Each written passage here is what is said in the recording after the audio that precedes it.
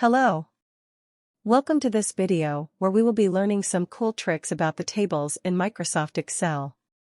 Before we start, make sure you click the subscribe button so you never miss any new tips, tricks and tutorials. Let us start.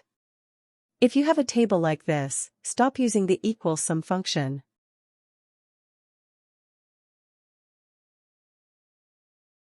Instead, select the cell you want the sum to be in and simply click Alt and equals.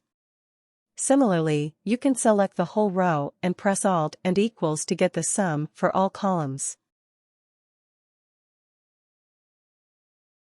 The same can be done across multiple tables. Just select the tables while holding the Control button, then press Alt and equals.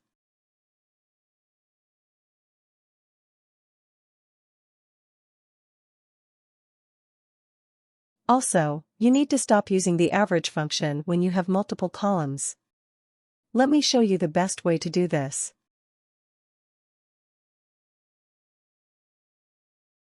Select the table, then click on Formulas, click on Auto Sum and select Average.